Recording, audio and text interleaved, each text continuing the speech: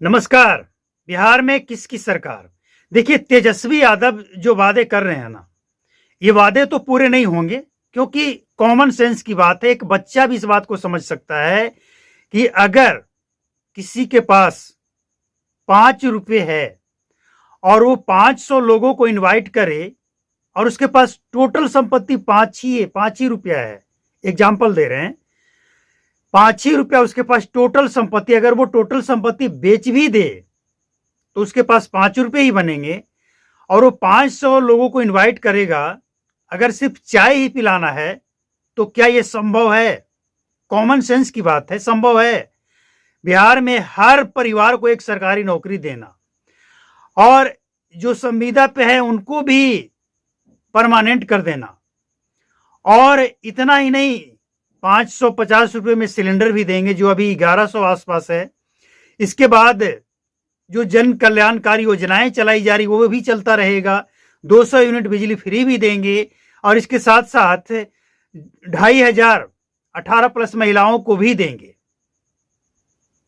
और इसके साथ साथ जो सामाजिक पेंशन है, विधवा विकलांग और जो भी पेंशन इस तरह के लोगों को दिया जाता है, वो भी 2500 देंगे।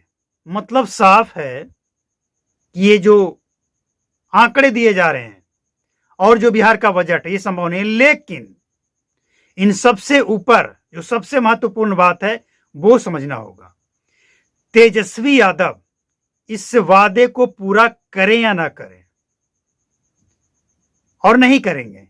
लेकिन सबसे महत्वपूर्ण बात यह है कि विपक्ष की जिम्मेवारी तेजस्वी यादव बखूबी निभा रहे हैं, ये आपको मानना पड़ेगा।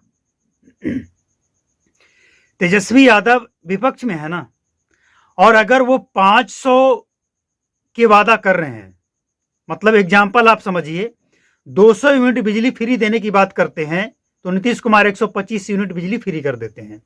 इसके बाद तेजस्वी यादव कहते हैं हम 2500 पेंशन करेंगे, वो 1100 रुपए कर देते हैं। इसके बाद वो कह रहे हैं कि हर घर को नौकरी देंगे।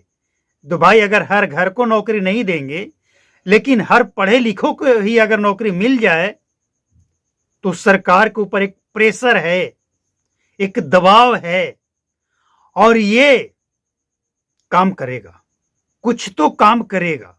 मतलब तेजस्वी यादव भले ही नौकरी दें या ना दें, सत्ता में आए या ना आए, और सत्ता में नहीं आने के पीछे कारण यह भी हो सकता है कि वो जो आंकड़े दे रहे हैं और बिहार का जो बजट है, एकदम आसमान और जमीन का फर्क है, कहीं से कोई मैच नहीं। आप बजट कहां से लाएंगे, सैलरी कितनी देंगे? इसका अगर एक पढ़ा लिखा साधारण सा व्यक्ति जो 5-6 क्लास भी पढ़ा है ना, वो भी इसका अगर हिसाब लगाए तो वो तय कर देगा कि नहीं, ये असंभव है।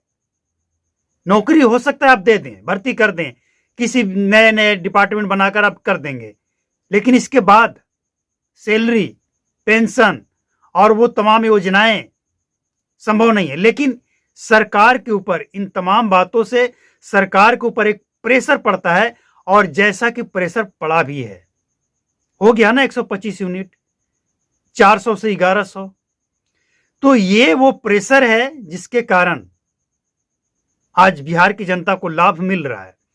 हमें इससे मतलब नहीं है कि सरकार किसकी बनेगी, कौन अपने वादे को पूरा करेगा, लेकिन इससे मतलब जरूर है कि अगर बिहार आगे बढ़ता है और बिहार की जनता को फायदा होता है, तो विपक्ष कहीं न कहीं प्रेशर डालने में सफल हो गया।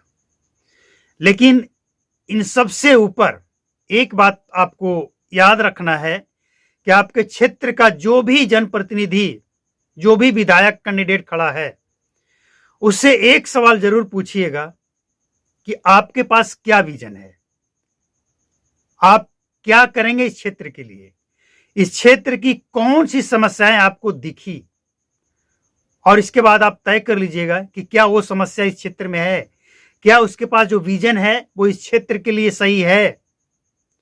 और अगर नहीं है तो वोट तो कम से कम नहीं देना है, वोट उसी को देना है जो उस क्षेत्र की समस्या को समझे और उस समस्या का विजन उसके पास हो, और वो विजन जो आपको लगे कि ये सटीक है, इससे ये समस्या खत्म हो सकती है।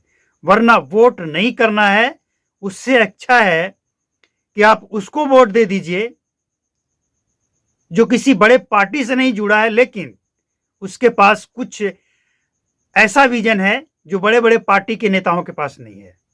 बाकी आप समझदार हैं, और वोट तो वैसे भी अपना अपना मत है, आपका जहां इच्छा है वहां दे। लेकिन इस बार का चुनाव एकदम बिहार विकास के नाम पे होनी चाहिए। जातिवाद, धर्म और ऐसी कोई भी पार्टी का चेहरा देखकर, पार्टी का सिंबल देखकर, नेता का चेहरा देखकर तो बिल्कुल नहीं।